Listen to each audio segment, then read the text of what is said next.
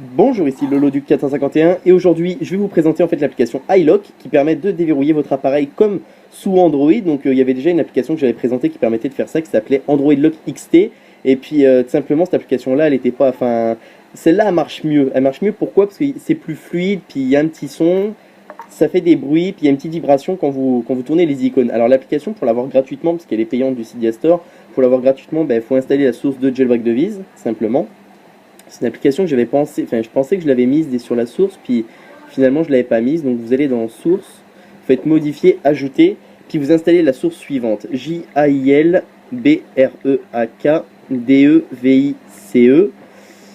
pardon, .myrepospace.com.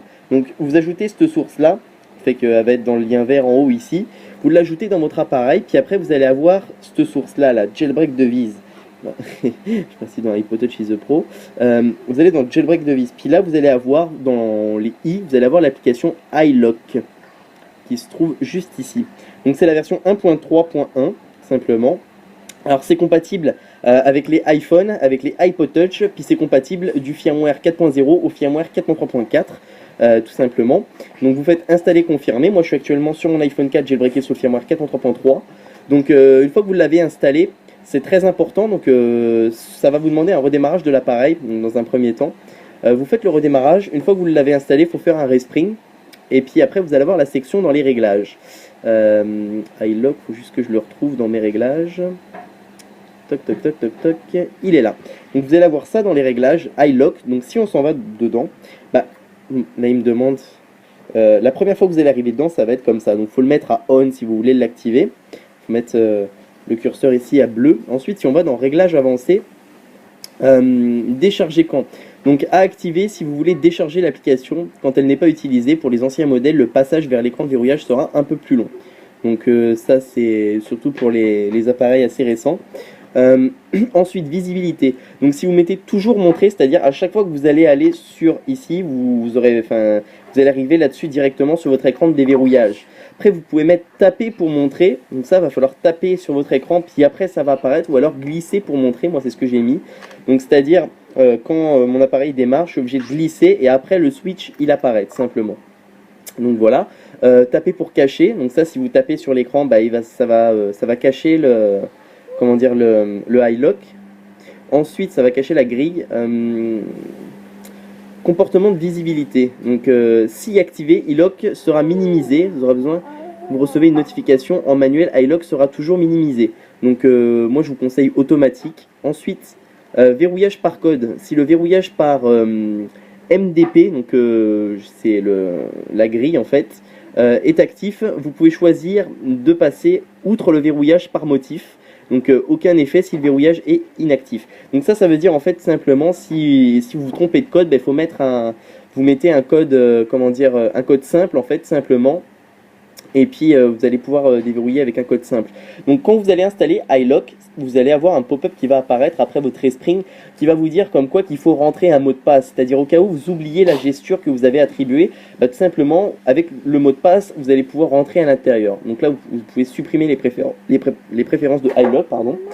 Donc ça c'était pour ça. Ensuite si on va dans plugin inactuel, donc simplement vous pouvez télécharger d'autres styles. Donc moi c'est le style par défaut en fait simplement, donc c'est comme ça. Puis vous voyez, ça fait une petite vibration, ça fait un petit son quand je déverrouille mon appareil. Vous pouvez changer le style, il y en a d'autres à télécharger sur Cydia, mais ils ne sont pas dans la source. Ensuite, simplement, si on va dans Pattern Lock Réglage ici, donc autoriser la réutilisation, c'est-à-dire quand je vais faire mon motif, je vais pouvoir, admettons, faire un passage comme ça, puis refaire un passage par-dessus en fait. Et ça, donc ça, je ne l'ai pas autorisé, mais vous pouvez l'autoriser simplement, puis ça va l'activer, c'est-à-dire quand vous allez définir votre mot de passe, vous allez pouvoir passer plusieurs fois au même endroit. Ensuite, interdire l'utilisation diagonale. Ça, en fait, si vous mettez ça à on, ça va vous empêcher de faire des codes avec des diagonales. Donc ensuite, là, vous pouvez activer les effets sonores, les vibrations, puis l'appel d'urgence. L'appel d'urgence, on peut voir que j'ai une petite catégorie appel d'urgence, puis si j'appuie ici, ça m'envoie dans l'appel d'urgence, en fait, simplement. Donc, vous pouvez l'activer, puis vous pouvez le désactiver. Juste retourner dans iLock. Ensuite, dessiner une ligne. Ça, on peut voir que quand je passe, ça dessine une ligne bleue en fait. Donc ça faut l'activer si vous le voulez. Délai si mauvaise modif. Donc ça c'est quoi? C'est, admettons, si je suis là puis que je me trompe, et ben je peux recommencer directement. Si vous le mettez au plus fort ici, admettons que si je me trompe, je vais devoir attendre longtemps, fait qu'à chaque fois que vous... Là, on n'a pas vu parce qu'il faut faire un respring à chaque fois, mais vous allez devoir mettre plus de temps avant de faire refaire la manipulation en fait. Ensuite, taille de la grille, moi j'ai mis 4x4, c'est-à-dire qu'il y a 4 icônes ici, puis 4 icônes en fait de large et puis en hauteur. Vous pouvez choisir, donc vous pouvez mettre 3x3 jusqu'à 5x5 en fait, simplement.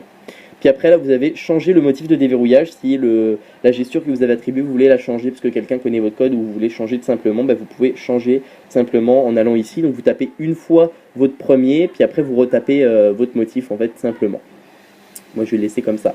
Une fois que vous avez fini tous les réglages sur la configuration, si quand vous allez sur votre lock screen, ça disparaît, puis que là vous avez plus le slide to unlock, ce qu'il faut faire, il faut tout simplement presser le power bouton et le home bouton jusqu'à ce que votre appareil redémarre. Vous les pressez en même temps jusqu'à ce que votre appareil redémarre. Une fois que vous avez la pomme qui apparaît, vous pouvez relâcher.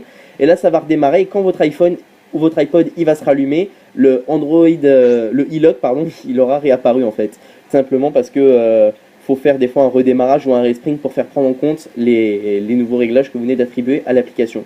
Donc c'est pour ça qu'au début je pensais que l'application ne marchait pas sur firmware 4.3.3, mais en fait elle fonctionne puisqu'il faut tout simplement effectuer un redémarrage.